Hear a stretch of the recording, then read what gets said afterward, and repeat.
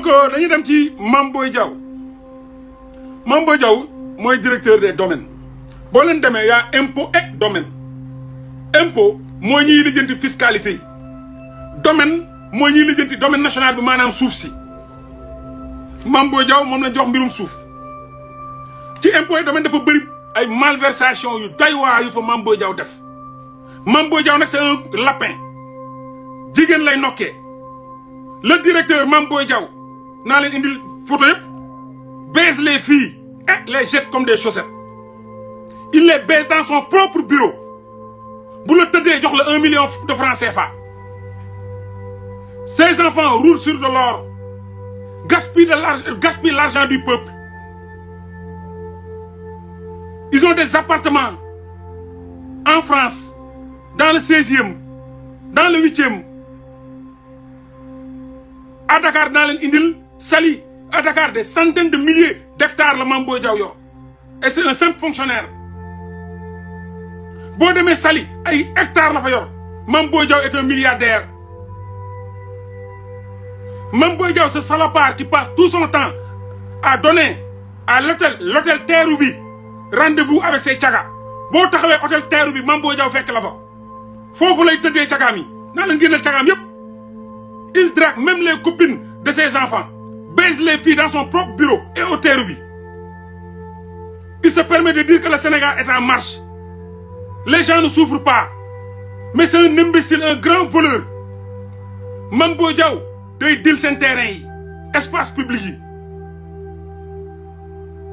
am na ñoo koy dem comme lu ma leen waxoon ci Amadou Ba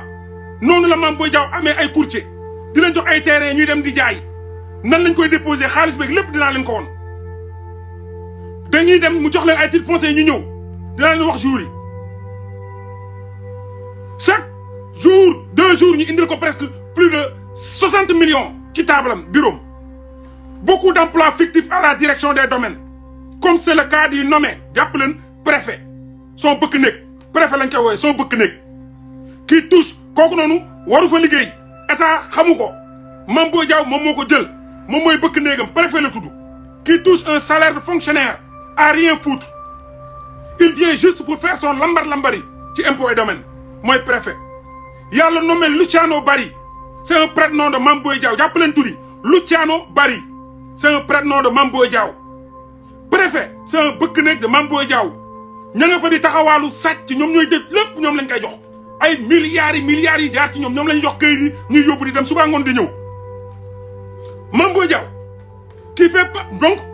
Mame Boye Diao qui fait partie ñi ñooy les revendeurs de terrain de Mame Boye Diao qui ramènent tous les soirs tous les soirs tardivement des sacs remplis d'argent chaque mardi chaque vendredi Mame Boye Diao garde son argent à travers des commerçants poulards de la rue Sandinéry en ville Dakar il garde souvent des devises en dollars chez lui il a 2 appartements à Paris dans le 16e et le 8e où logeaient ses filles jumelles ay doomu seexam qui ont arrêté leurs études depuis la nomination de leur père à la tête de cette juteuse domaine comme DG depuis bu seen baay faloo ay doomam liggéeyatuñu ñaari seex ak benn booy lépp dinaa ci ñëw Mame Boye Diao paye l'appartement du rappeur sénégalais qui s'appelle Samba Peuzzi à 250 000 francs CFA par mois Samba Peuzzi le rappeur Mame Boye Diao mooy fay appartement am à 250 000 francs CFA ndax mooy doxaan benn doomam ci seex yi appartement bi mi ngi nekk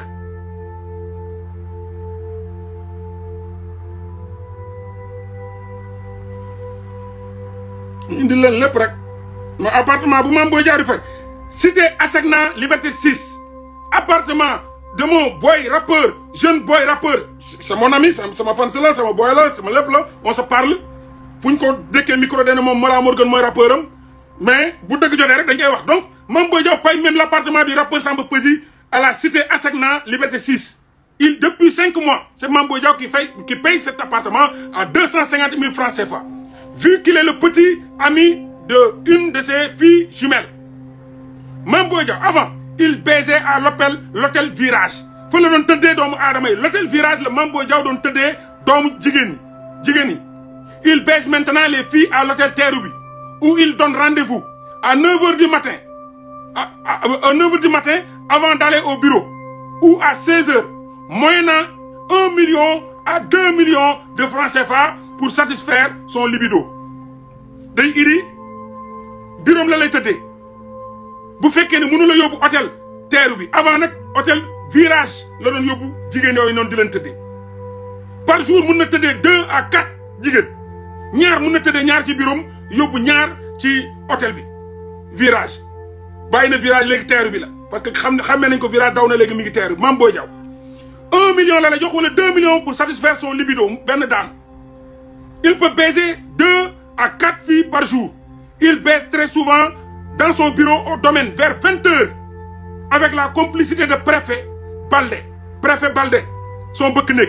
Préfet Baldé la sant, préfet Baldé. Il baise très souvent dans son bureau au domaine vers 20h avec la complicité de préfet Baldé, son bëkk-néeg. Mame Boye Diao n'épargne même pas les femmes mariées. Suñu suuf si yëpp mi ngi ko cimenté ci bopp jon bi di ko arrosé. suñu suufu Sénégal yëpp Mame Boye Diao cimenté na ko ci bopp jon bi di ko arrosé ak jiwu xale yi. il fait insulter de maire Abdoulaye Daouda Diallo Amadou Ba Bibi Baldé juwuwul ak ñooñu day leen di saaga ndey rek. Abdoulaye Daouda Diallo suba ak ngoon fu mu amee opportunité day saaga ndey Abdoulaye Daouda Diallo Amadou Ba duñ jaarandoo taal ak kii di Bibi Baldé prétendant dire qu'il est meilleur que. Mame Boye Diao est une proie facile et Macky doit le savoir. Si une fille l'envoie un message dinaa leen jox numéro am bandi la nag. Si une fille l'envoie un message par WhatsApp il lui dit direct c'est qui. Après il te dit passe au bureau. Après si tu l'intéresses il te donne 500 000 francs de transport du la laal nga dem. boo jëlee message envoyé ko danaan c'est qui. boo wax ak moom c'est moi tel dama la soxlaa gis mu ne la jaaral bureau. boo ñëwee bureau boo ko intéressé moom da lay jox 500 000 francs du xaalisam suñu xaalis la suuf si yëpp la jaay te dinaa la wax suuf si yëpp mu jox la 500 000 nga dem boo ko intéressé il te donne rendez-vous le lendemain boo ko intéressé wul mu bàyyi la nga dem boo ko intéressé parce que dafa am ay xeetu jigéen yu mu bëgg dinaa leen génneel seen photo yëpp ak seen tur ak seen sant Mame Boye Diao directeur domaine ku yor seen suuf si Sénégal suuf Sénégal yëpp fu sa baay nekk fu ma sama baay nekk sa yaay ñëpp Mame Boye Diao moo yor suuf soos suufu Sénégal ba mu de Mame Boye Diao ko yor donc il te donne 500 000 francs de transport et te donne rendez-vous le lendemain te baisse te donne 1 million et après il bloque ton numéro bu la tëddee nag da lay bloqué après il bloque ton numéro parce que yow yaa ko envoyé message Mame Boye Diao ne c'est kii nga tontu mu jox la rendez-vous nga ñëw intéressé ko mu jël la tëddee la bureau dafay tëddee dinaa leen wax ñu tëddee yëpp seen tur seen sant seen photo. Il te baisse et te donne 1 million après bloque ton numéro. S'il est intéressé, vraiment intéressé, mu jox la rendez-vous Terrou-Bi à l'hôtel Terrou-Bi. 1 à 2 millions. Il est très proche des Libanais. Te père dina ñëw gën ko dëggal. Il est proche des Libanais. HM.